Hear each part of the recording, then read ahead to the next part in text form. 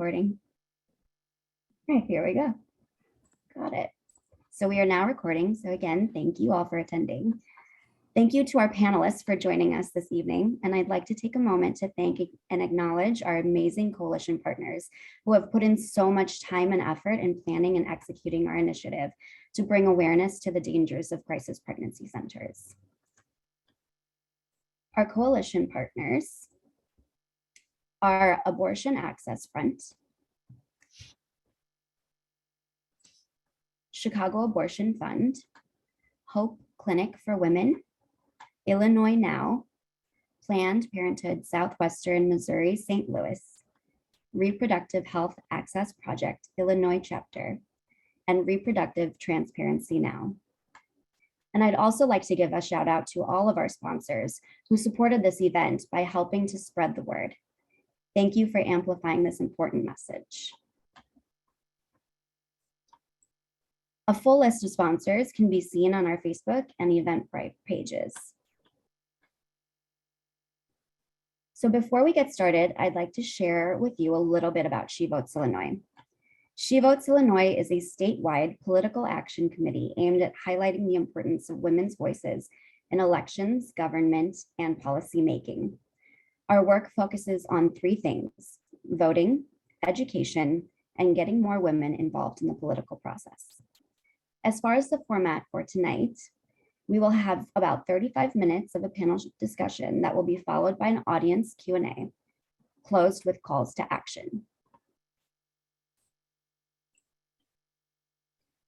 And now I'd like to introduce you to our first guest to tonight's program. Audience, please feel free to add your Zoom background now, or hold up your support signs and switch to gallery view in the top right corner to welcome our storyteller, Cheryl, who will share her experience with the Crisis Pregnancy Center. Cheryl recently supported her daughter, C, in accessing an abortion in Illinois after visiting a crisis pregnancy center posing as an abortion clinic in her home state of Wisconsin. She is a loving mom of 4 kids ranging in age from 6 to 27. Cheryl enjoys mystery TV shows and loves justice. Cheryl, welcome and thank you for being here. Over to you. Oh, Cheryl, you're on mute. Thank you for having me. My daughter came to me in October and told me she was pregnant. Since early pregnancy is prevalent in my family, my great-grandmother died of a backyard abortion. This topic has been in her life a lot. She was given the 3 options: keep, abortion, or adopt. After many days, she decided on abortion. I Googled Planned Parenthood Kenosha, and the first listing popped up was a pregnancy center. I called to leave a message because it was too early, and someone answered. I said that I was looking for some information on an abortion, and she told me we needed to come in right away. So we made an appointment at 3 p.m. for that day. I then headed to the Planned Parenthood of Kenosha, and they told me that they didn't have any 3 p.m. appointments. So I re-looked at the address, and it turned out to be a pregnancy center. We headed over there. Caitlin and I walked in, and they had her sign one piece of paper and took her in the back. The first hour and a half, I chatted with the receptionist. She shared her brother's open adoption story, making it sound like a happily ever after.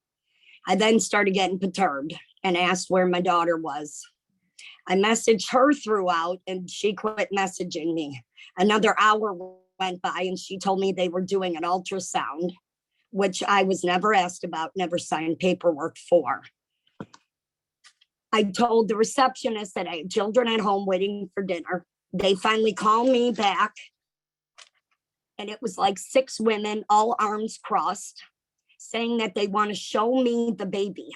There was 5 50-inch TVs all over the room with pictures of the baby, saying how beautiful it was. I told Caitlin it was time to leave.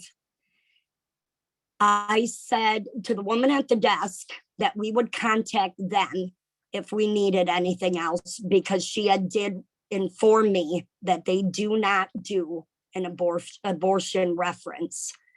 They called 2 days after the abortion was finished.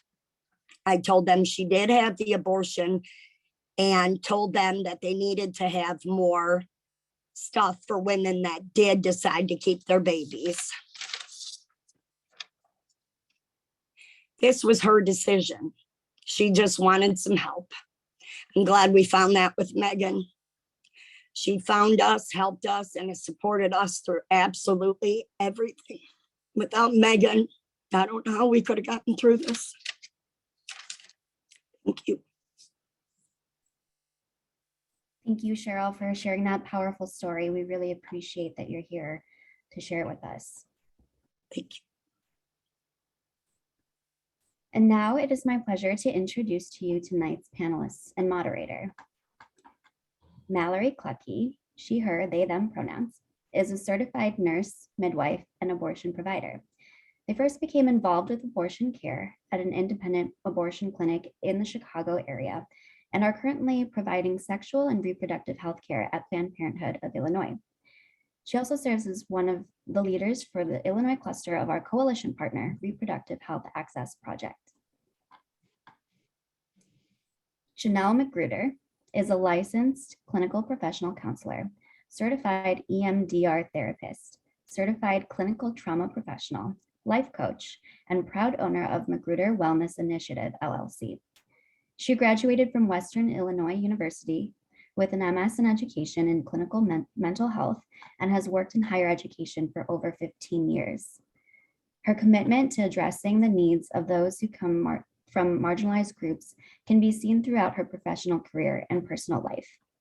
Her extensive experience in trauma work and developing and implementing inclusive community-based educational programs has led her to receiving both local and national awards.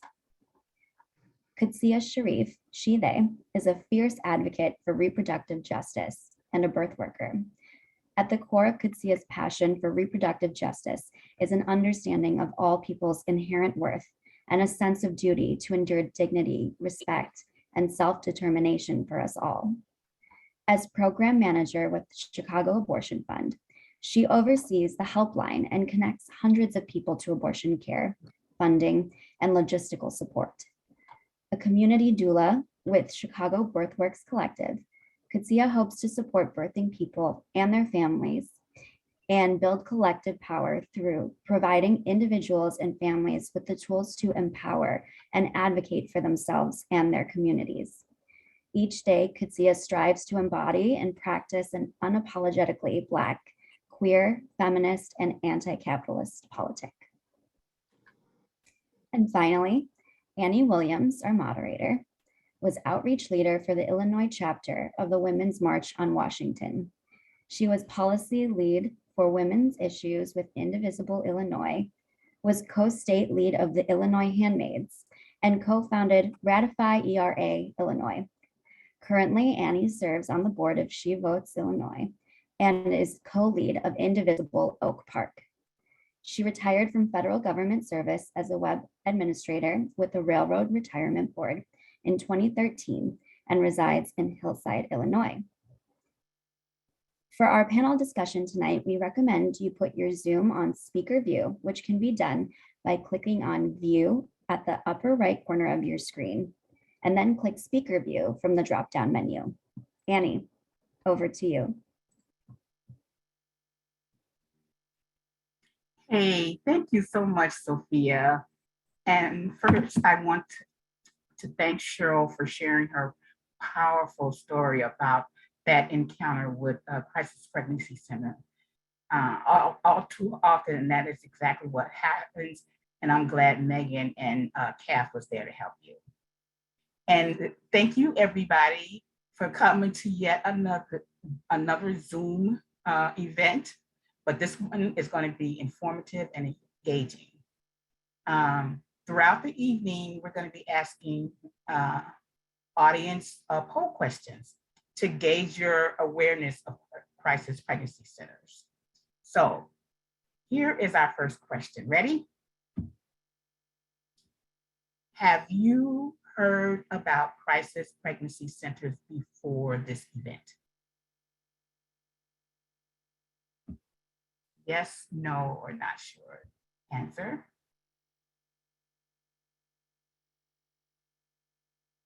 Has everybody answered?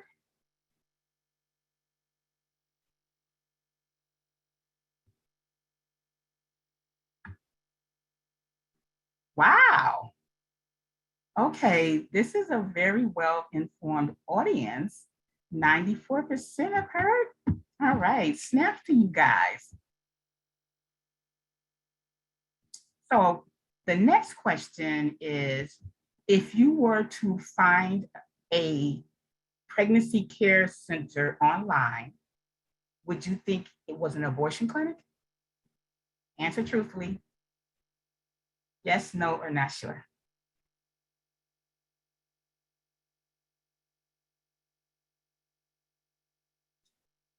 Answers are coming in.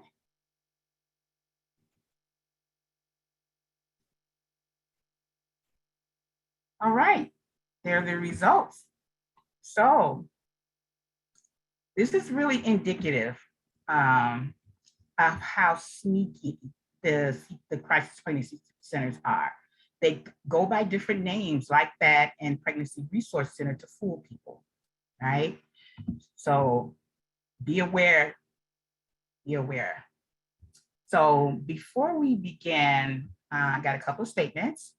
We asked the panelists to please answer questions with mindfulness of inclusiveness, right? Not all pregnant people are women, and some pregnant people are disproportionately impacted by these evil crisis pregnancy centers. And for any questions we don't get to, we're going to share the responses from the panelists in writing at a later date. So please make sure you follow at 𝗬𝗢𝗨 Illinois for publication, okay? All right. So hello, all you lovely panelists, and welcome. Let's talk, okay? So first, I want to pose the next two questions to all of the panelists, right? As you know, crisis pregnancy centers, or CPCs, are storefronts that use false and misleading advertising, the offer of free pregnancy tests or other services to lure individuals into their office. And their goal is to dissuade visitors from exercising their right to choose an abortion. And these practices could also block individuals from making fully informed choices about their reproductive health. And it may even endanger their health by delaying access to legitimate healthcare services. So what I want to ask you guys is, what were the circumstances where you first came to learn about CPCs? So let's start with Mallory, okay? So Mallory, I use she, her, and they, them pronouns. And the first memory of an encounter with a crisis pregnancy center for me was actually when I was in nursing school. I went to nursing school in Omaha, Nebraska, and was looking to get involved with doing some type of volunteering. Had seen a billboard / brochure for a crisis pregnancy center. And sexual and reproductive health were definitely the areas of healthcare that I was most interested in. Didn't actually have more of an encounter than that, because something just didn't quite sit right with what I was seeing in the messaging. And yeah, that was my first encounter. I didn't have the language about knowing what a crisis pregnancy center was. And I'm not sure at what point I realized and became aware of that as a concept and as an awful place. Yeah. People should trust their gut, you know. I call it my spidey sense, you know. Yeah, thank you, Mallory. Janell, when did you first learn about CPCs? Thank you very much first for inviting me to participate. I really do appreciate that. I think mine is very similar to Mallory. I was talking to a friend about being on this panel, and I was like, when was there a time that there wasn't? And so like those billboards have been around forever, just never knew what they were, right? Like it was like, oh, here, pregnant, come get some help. And it's like, okay, it's on a billboard, like what, you really don't question it too much, as you're growing up and everything. And I'm like, well, what does that even look like? So when it comes to like the language around it, I think it's getting more succinct. People are able to, call it out more and see what is happening with it. But I guess with all things that's popular to talk about now, that it's always been. It's just now getting into the limelight, and it's something being from a marginalized group. We've always been targeted, and we've always been told what we're supposed to be doing with our bodies. And so for me, it's a matter of when wasn't it happening? I just didn't have the language surrounding to describe it, or even had the need to reach out to there. And so I can only imagine the history and the trauma that's been caused by it. Thank you. Thank you so much for sharing, Janell. And Qudsiyyah. Yes, thank you. I have to echo Janell. I think for me, I definitely grew up like seeing those billboards like in my communities, and even on like road trips and stuff, you see them everywhere. But I definitely didn't know what was behind them. And when I actually got that language and understanding of how crisis pregnancy centers work, and that they are fake clinics, was through working with abortion funds, and getting connected with my local abortion fund in my hometown. So it was really, I guess, I was lucky that I didn't like fall prey to crisis pregnancy centers, but was rather able to learn about them through the context of reproductive justice and how they are harmful. Yeah, thank you, Qudsiyyah. I echo what you say. I actually didn't know about them either until I became an activist and started working with reproductive justice activists. I actually started working with 𝗬𝗢𝗨, one of our sponsors, to do counter protests. And we have this saying that we've been using a lot now. When she was Illinois, I was today years old, when I found out something. And that's kind of, I felt like, you're right, they've been around forever. How did I not know about these? And what can we do to get rid of them, right? So thank you, everybody, for sharing your origin story, right? So we know that CPCs coerce pregnant people into visiting their fake facilities. So what behaviors should one expect from CPC health providers and clinic staff that may be different than workers at legit abortion clinics? So this time, let's start with Janell, okay? So I was thinking about this and trying to, what does a therapist do? The first thing we do is let you know about the rules of counseling, which is, I'm here for you. You're here voluntarily. This is an open space for you to be transparent. What my role is in this, which is, confidentiality, creating a safe space for individuals, and really just letting people talk about what is going on with them. And so I think the way I was trying to think, what would happen in that environment, I think there would be a lot of the word should.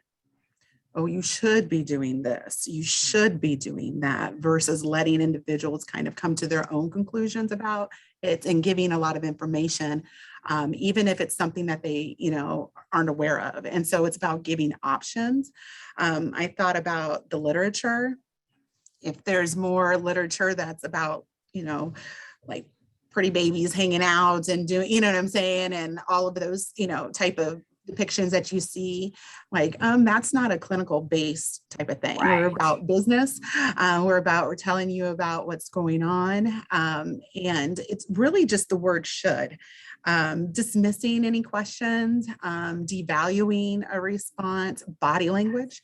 I think that is something that people really don't pay a lot of attention to. If someone is in a therapy session, in a counseling session and having a conversation, there shouldn't be like Cheryl, and thank you for sharing that story, 5 individuals in a room and you, if you're having this. There's intimidation tactics that people can doing. So like they're sitting on at the chair that's higher than another person. They're not giving you direct eye contact, or they're really giving you very intense eye contact. And so I would say, just like how you were talking, I'm all about following your gut as well.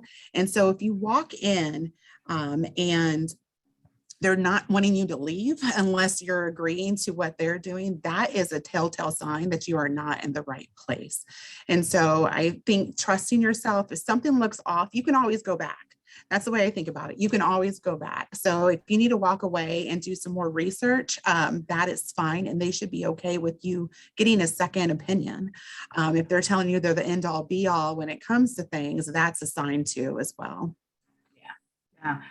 When you said should, the first thing that popped in my mind was shame. So that's what they're doing. Yes, they are. Yes, they are.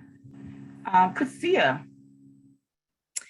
Yeah, I mean, Janell hit a lot of my points, like options that they'll let you know that what all of your options are. Consent, like making sure that they're consent forward.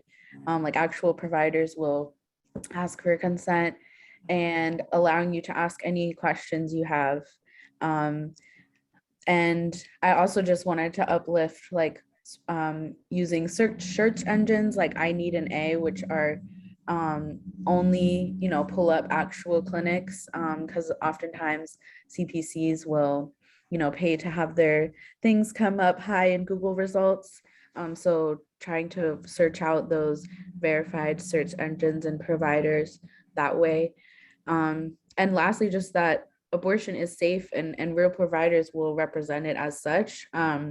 I know there's so much misinformation about abortion, and there's, I think that it can really just like, I don't know what the word is, but permeate through different like ideologies and groups. So, but real abortion providers will be really clear and upfront about how safe abortion is, and have references on that as well. Thank you, Qudsiyyah. That makes a lot of sense. And Mallory, what are your thoughts?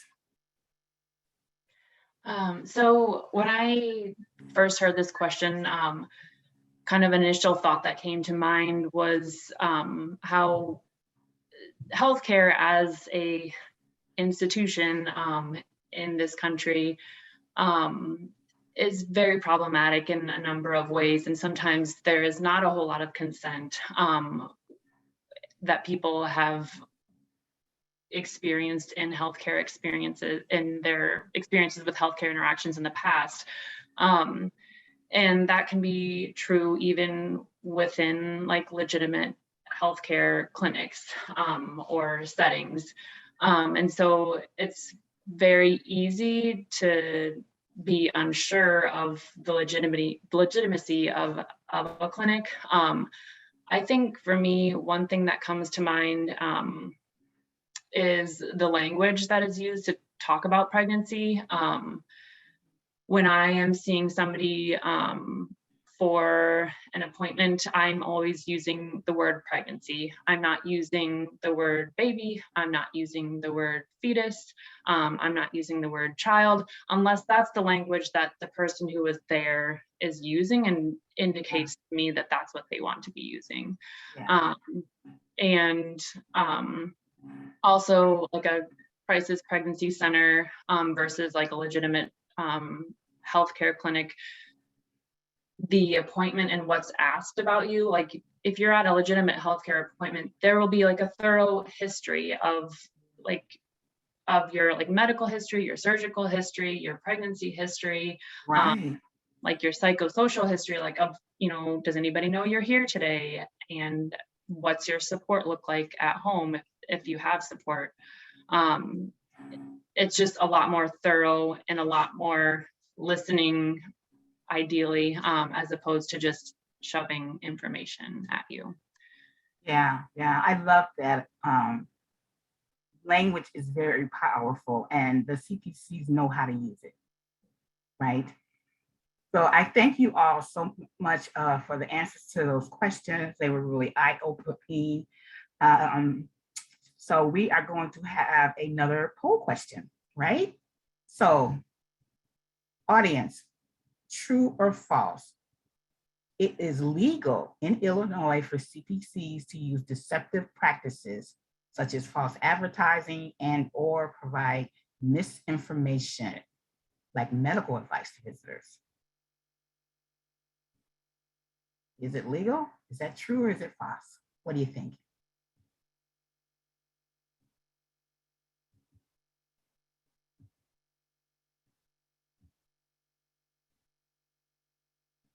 All right, almost done, everybody.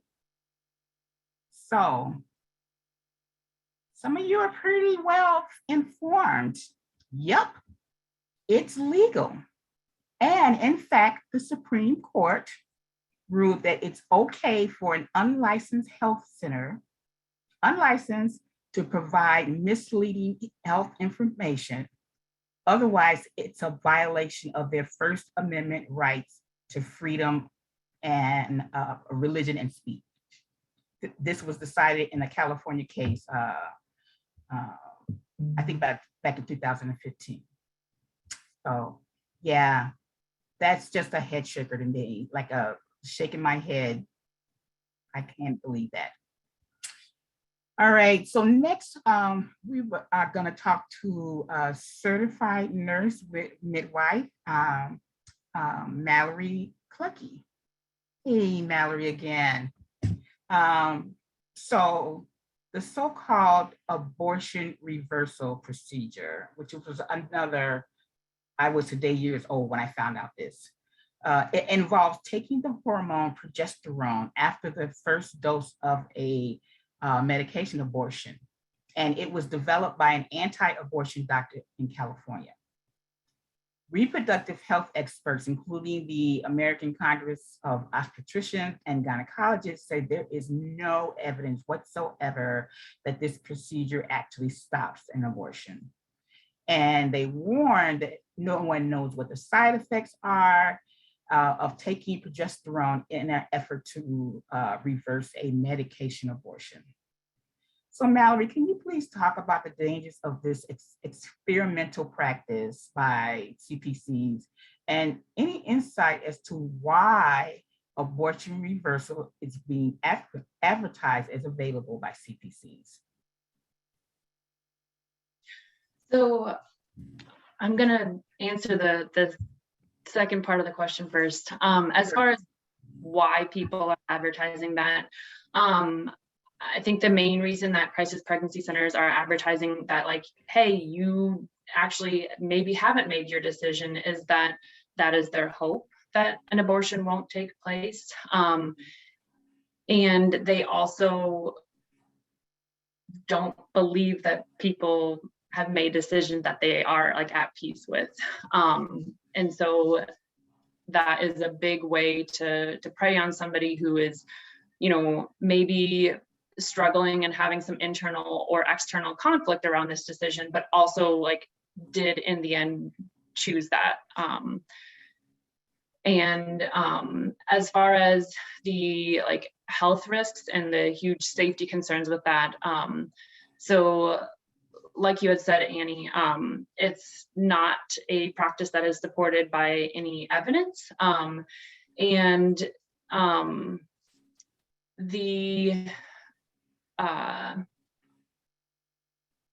There was a study that was being started to look into this idea of like abortion pill reversal, because there was, I think, a sense of like, okay, there's this thing, like we shouldn't have to say that this is not safe or not a good idea, and this is not something that people need. And that study was stopped because there were people who were having medical complications, who were bleeding excessively. And so they stopped doing that study because they decided, you know what, this is not safe, and like it would not be right to continue looking into this further. Wow. Yeah. Yeah, you're right. It's just a cynical tactic to get more unsuspecting individuals into the clinic. Yeah, that's what it is. And Janell or Qudsiyyah, did you want to jump in with anything on the abortion reversal procedure? Yeah, Mallory's the expert. Yeah. Agreed with that statement right there. Right. Oh yeah. So thank you, Mallory. Yeah. If a study is causing people harm, yeah, stop that study. So crisis pregnancy centers mislead and misinform pregnant people about the medical risk of abortion.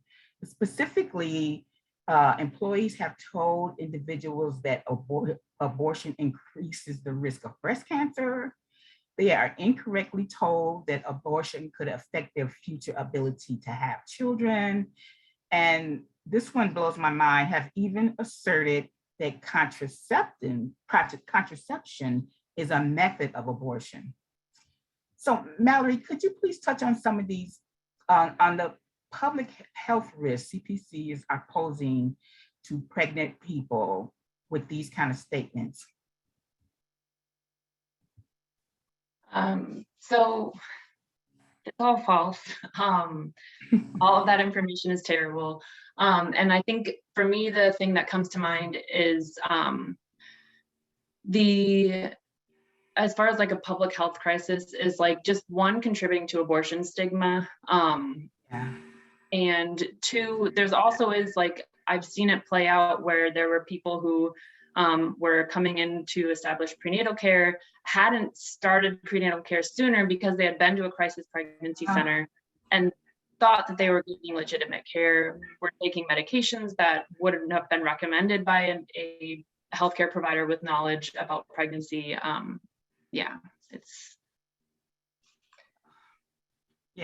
That's heartbreaking. That is heartbreaking. Thank you, Mallory, so much for talking to us about the real health risks that CPCs pose. They're dangerous, right? They're dangerous. So next, we're going to talk to Janell McGruder, who is a licensed clinical professional counselor. Hey, Janell, thanks so much for joining us. Again, thank you for inviting me. Okay. This is a question that is really dear to my heart. National anti-abortion strategists have designated urban, meaning Black, women and babies as a priority for saving. They offer freebies such as ultrasounds and baby supplies to entice them into their facility, but there's a catch. They have to submit to counseling sessions first, and what they are telling them is a horrifying stew of conspiracy theories and messaging. They are co-opting African Americans' history of slavery and policing and medical practice, and even the language of Black Lives Matter movement. So Janell, how does this campaign impact Black pregnant people in America? Yes, thank you for asking this question, because this is like working with the Black community is something that's very near and dear to my heart. So thank you for taking the time to making this a priority. I will say that the United States has had a perversion with the Black body.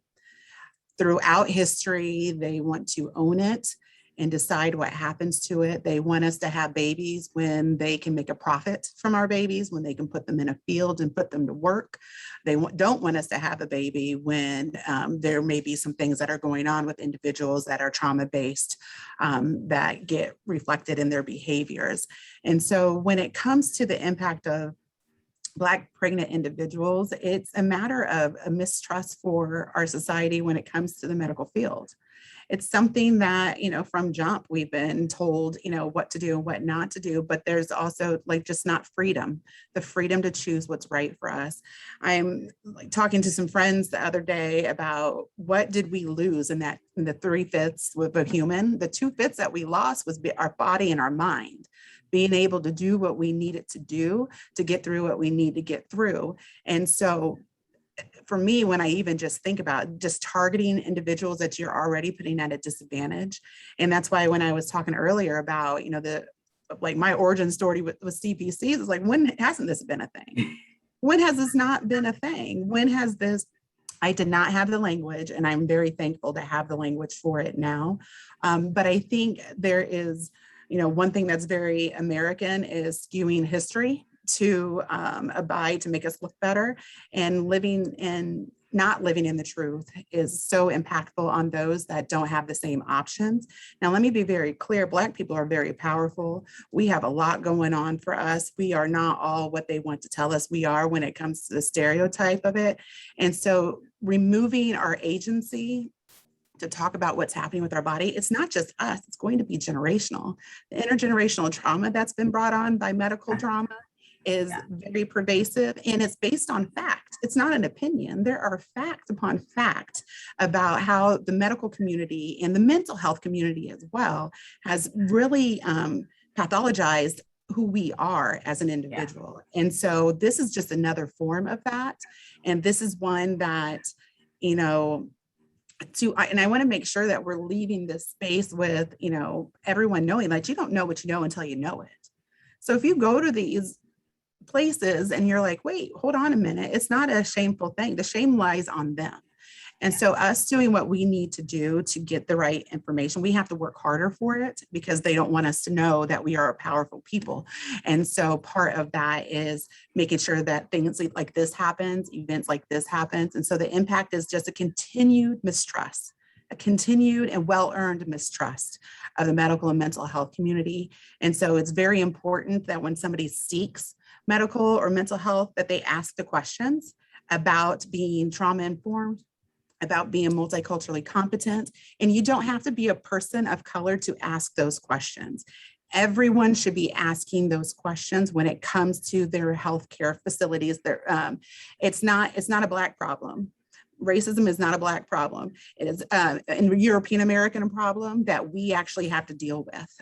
So I think it's very important to have these conversations. And so thank you for being sure that this question got asked. Yeah. And basically racism is a public health issue, right? Qudsiyyah, did you want to? Agreed. Just want to reach out to you. I think we definitely see, through Chicago Abortion Fund's work, the disproportionate impact that crisis pregnancy centers and other barriers to affirming compassionate abortion care have on Black communities and families. And I think that, like Janell said, it's a systemic and historical issue that we need to work to address the root of the problem instead of trying to put like Band-Aid solutions. Right. And the CPCs are preying on that, right? Just they're cynical and they are conniving. And Janell, can you talk about, CPCs use these tactics that we're talking about in their storefronts to shame and intimidate visitors. They show graphic videos, they're offering ultrasounds, and research has shown that pregnant people who are denied abortions might have a higher risk of adverse psychological outcomes in the short term compared with individuals who actually received abortions. Could you talk a little bit more about short-term, I kind of already have, short-term and long-term trauma that can come from those who visit a crisis pregnancy center? Sure. So I want to take just one quick step back to talk a little bit about trauma and how it actually reworks the brain. I think individuals don't understand the neurobiological aspects of trauma. There is a reworking of the brain the brain is geared to survive. The brain doesn't care if you're happy. The brain wants the organism, which is you, to survive. And so when there is a threat to its survival, which can look like a lot of things. You don't get to decide what's traumatic to somebody. Let me just say that completely, because you don't know what they're working with and what they're coming into those situations with. But when that happens, there's a hyperfixation of things, of being fearful, right? Of figuring out what could happen and what should happen, and always on awareness of what, is in line. And so what you might see with an individual who is actually denied their rights and misled is that they may try to go back to normal. There may be a hypervigilance as soon as something happens, go right back to normal, because the brain is just trying to reset, trying to, figure out what's going on, trying to, decide what to keep and what not to keep when it comes to information. And so there may be a hypervigilance of normalcy. There might be an escapism. A lot of individuals like to leave and try to act like things didn't happen. And also, go ahead. No. Sorry. Oh, okay. I'm sorry. And so when it comes to the short term versus long term, they can look very similar. So fatigue, sleep disturbances, eating, not eating. I think a thing to really understand with it, if it's left untreated, there is negative belief systems that are developed that are pervasive throughout their life and then throughout the lives of their family as well. And so really a big thing, and one thing I want to make sure that we add to this is that if you know someone who has been traumatized by one of these organizations, it is very important for you not to shame them and to hear them out, because what they're telling you is correct. And you don't get to determine what is right for them. And so really showing up and educating yourselves on how to help an individual with trauma is very, very important to the success of them healing from it. And so I think that, just to kind of sum it up, it's really important to show up for individuals who have experienced trauma and to normalize their responses. People do what they do until they know differently. And so when they are doing something, substance abuse is a coping mechanism that's just not healthy at this point in time. At one point in time, it was self-serving. It was really helpful, but it is not anymore, right? Escaping, it was helpful during a time, and it's just not anymore. And so we really want to remove the shame when it comes to when we're dealing with somebody who's been traumatized, because you don't get to determine that. Yeah. That is so important to hear. Thank you so much, Janell and Qudsiyyah, for your insight. So we have another poll question coming up. So, how many CPCs are in Illinois versus abortion clinics? How many do you think?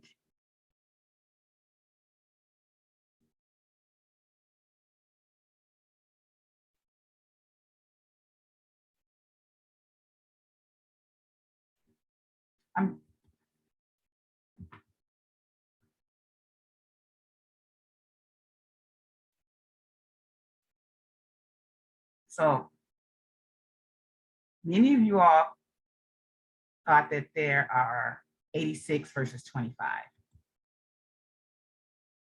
And that is correct. I'm surprised, you guys. I love this. Love this.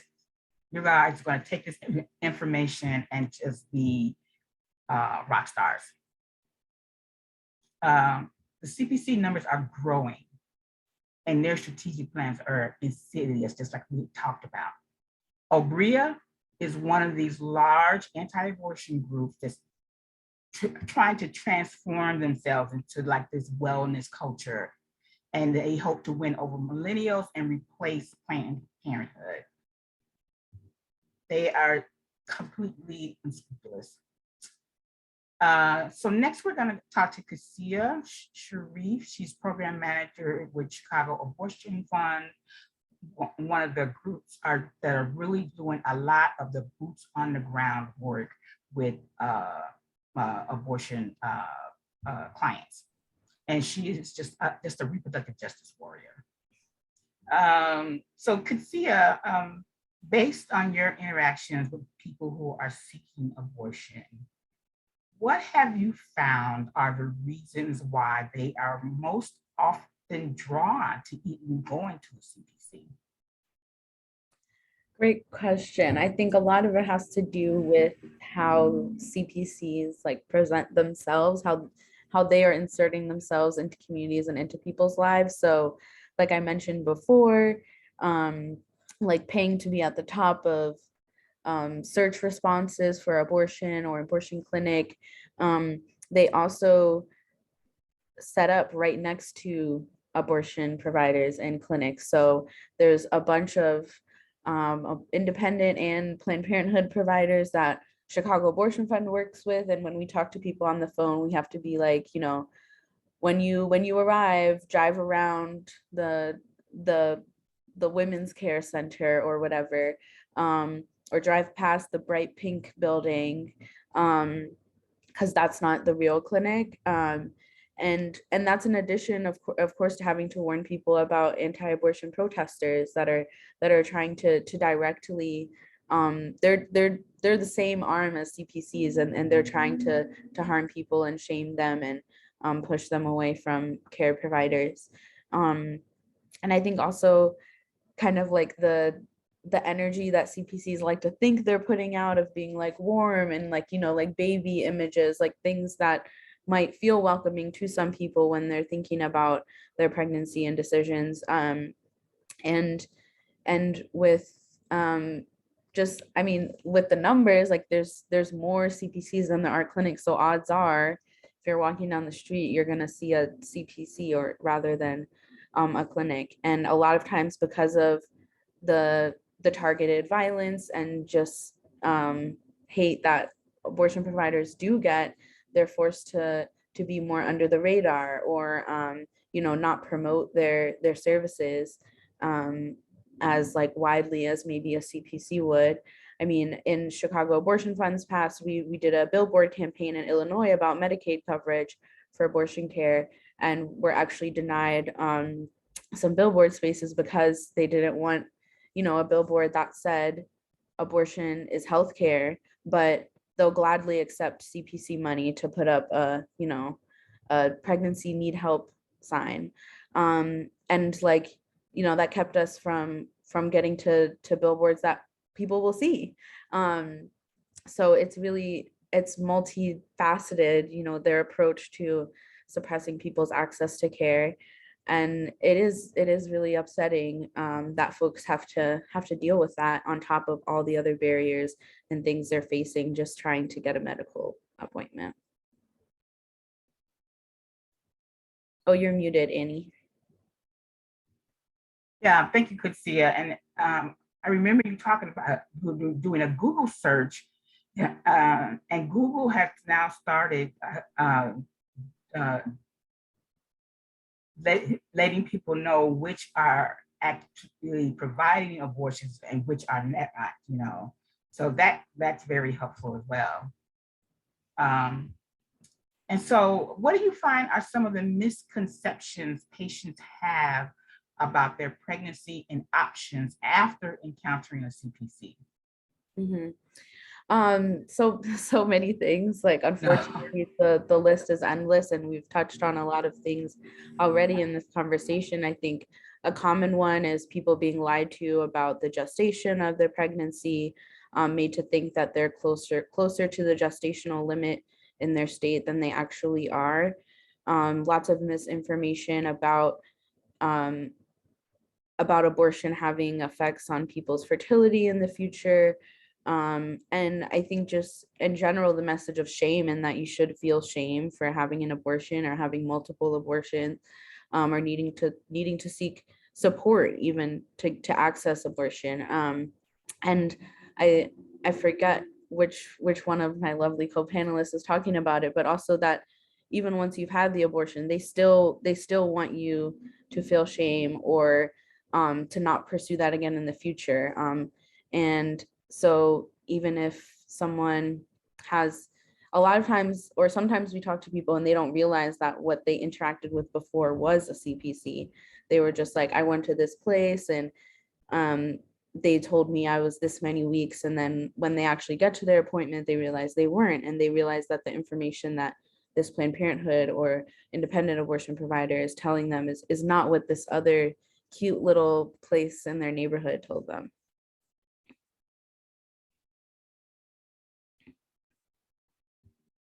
One of the things that I found really horrible was that they don't talk about contraceptives at all. Mm-hmm. It's the only form of birth control they want you to use. And they don't want to talk about STD testing, you know, which all that stuff can really result in harm to these clients.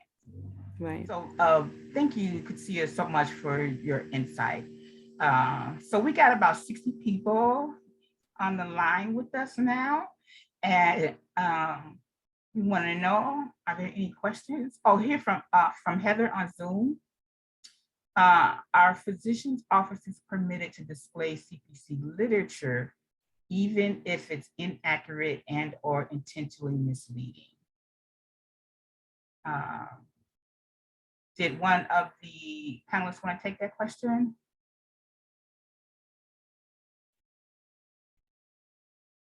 I know that they can, you know.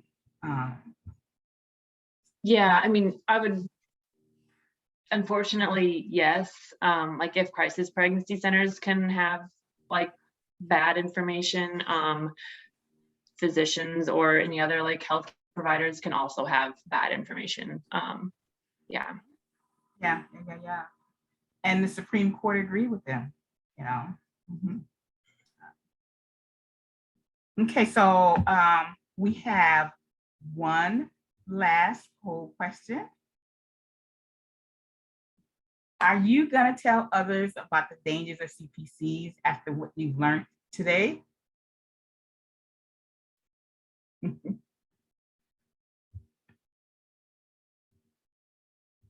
All answers are correct here.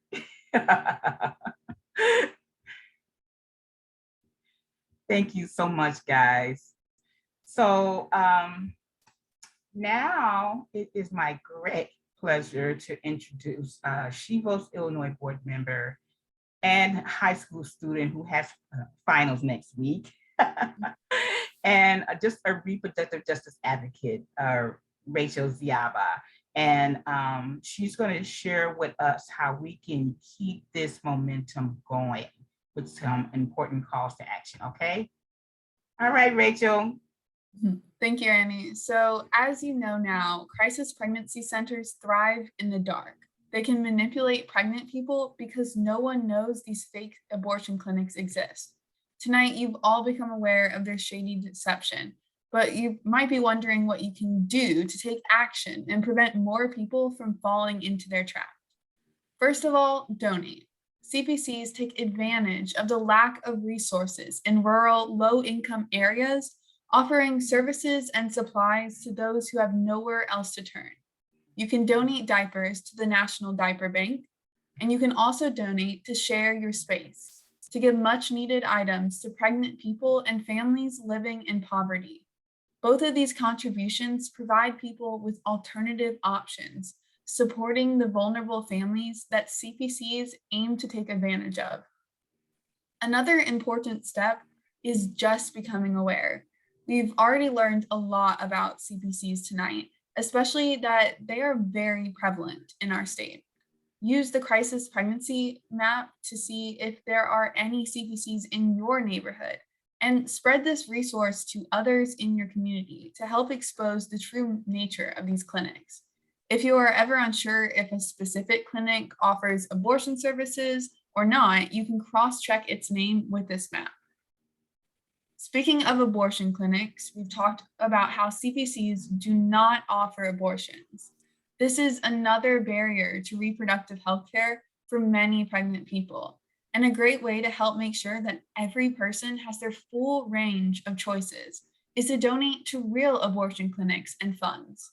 Here on the slide, and then later will be provided, are the links to our coalition partners who offer abortion services: Chicago Abortion Fund, Hope Clinic for Women, and Planned Parenthood St. Louis Region and Southwest Missouri. We are also providing you with a link to find a local abortion clinic near you. Beyond donating, there are many other ways to engage in the fight against CPCs. If you want to learn more about this topic and continue advocating for abortion access, you can sign up with our coalition partner, Reproductive Transparency Now, a grassroots organization that combats misinformation about reproductive health.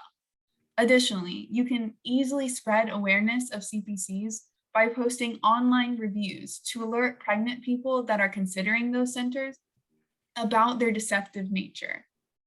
And finally, on a very positive note, I'm very happy to say that another barrier to abortions has been removed. The Parental Notice of Abortion Act in Illinois, which forced minors to either get their parents' approval or go in front of a judge before getting an abortion, has been repealed, making Illinois fully pro-choice. This is a huge step, and you can send thank yous to the legislators that voted yes through the provided toolkit to voice your appreciation, as well as support for future reproductive rights measures. There are lots of ways to get involved, and I encourage each and every one of you to choose something out of this list to channel everything you've learned from this panel today into activism in your community. Back to you, Annie. Thanks so much, Rachel. Okay, so everybody, thank you so much for joining us for this informative discussion on the deceptive practices of CPC. So I need to ask you something. Are you angry? Yeah, you should be. It's enraging that these fake abortion clinics are spreading their lies to already traumatized and underserved communities. There are 4,000 plus CPCs versus 800 abortion clinics in the US.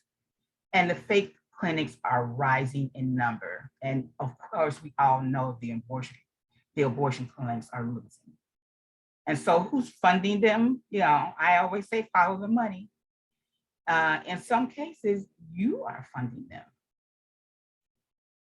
CPCs get funding from anti-choice organizations, individual donors, conservative foundation, and Christian religious organizations. For example, the Catholic Church gave a $2.5 million grant to Obria.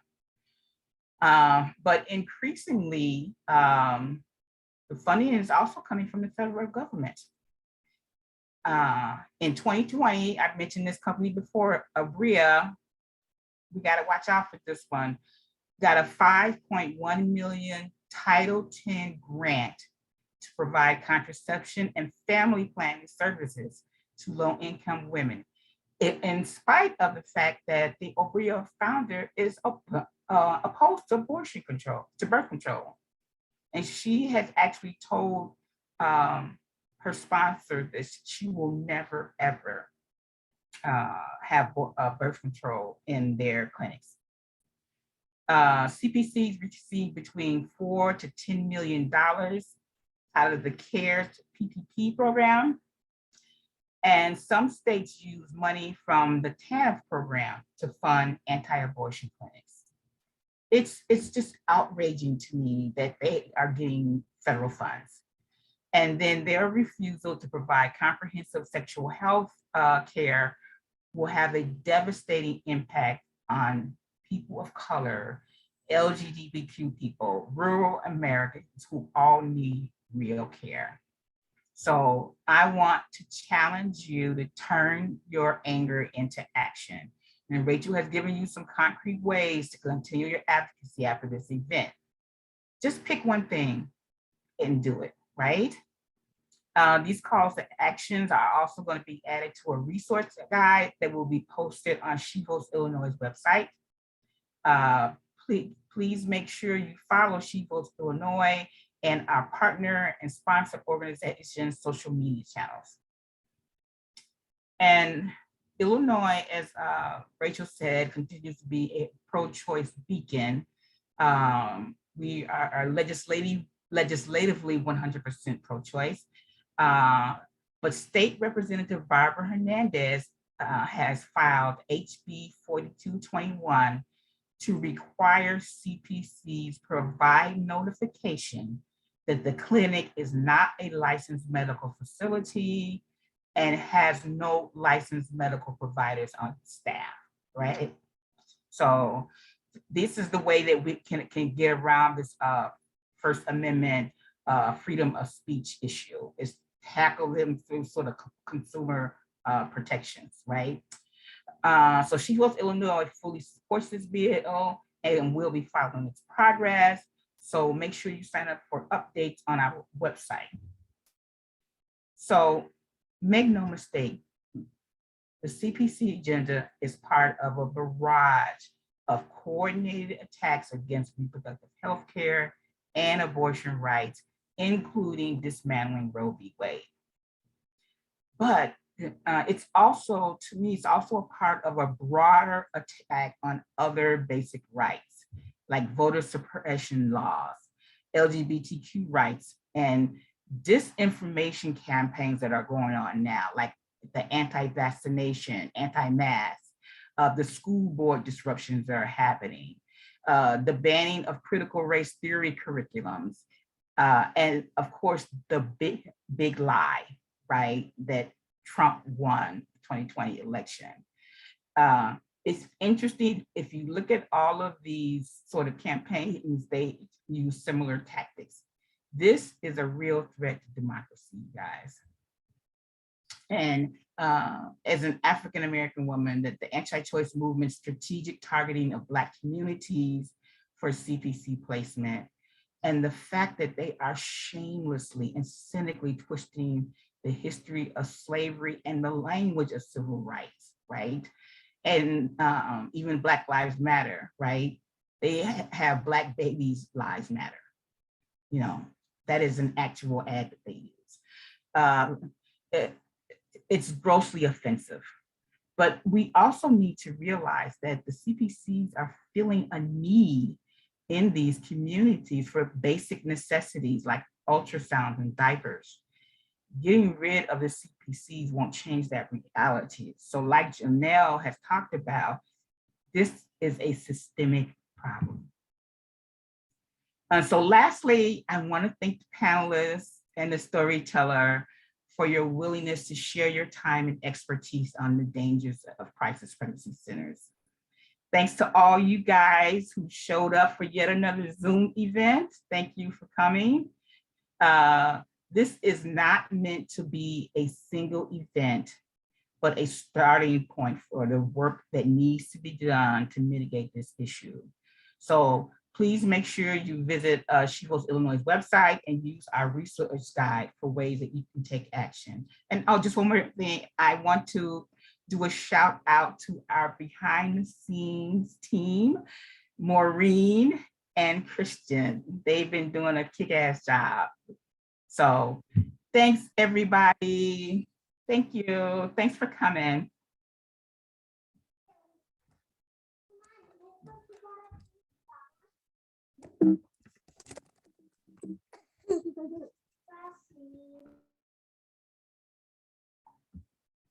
Bye, everybody. Bye, Bianca. I see you. I see you, girl.